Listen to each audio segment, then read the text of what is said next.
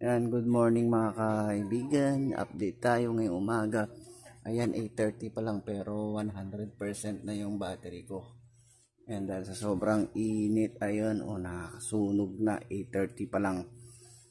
Kagabi kasi 58%, so naging na lang siya 52%. Kaya 6% lang yung nagamit namin magdamag. So ngayon, 8:30 pa lang, 100% na ulit siya. So kailangan na nating gamit tayo ng ibang appliances dahil talaga mag-charge naman yan. 8:30 pa lang. Ang init ng araw, Ayan, yung lip pa na ginagamit natin. Minsan gumagamit din kami ng printer. Sa si Xerox naman.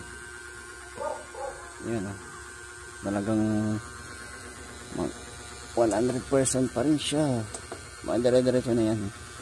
Yung niya, amperahe, yung napasok ng kuryente. Kung charge na sa 16. 16 pa lang. Nataas yan mamaya mga kainitan na. Tanghali. Ayun lang. Thank you sa ating update ngayong umaga. Lahat din yan. Nakailaw pa rin yan sa loob. Ayan, puro solar yan. Ayan, electric fan. Ganun pa rin. At dahil naiinitan ako, gamit na din tayo ng solar ulit. Naka-solar yan. Ayan. Electric fan. 60 to 80 watts ang gamit. Ito naman ay nasa 250 watts yung automatic washing machine.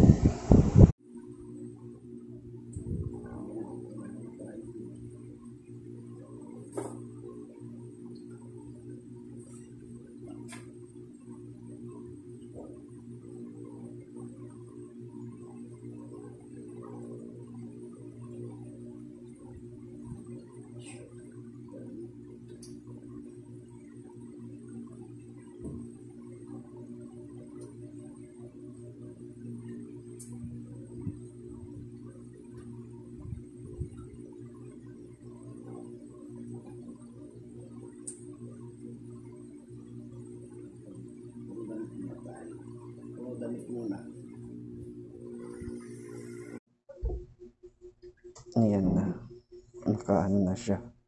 So solar na ito.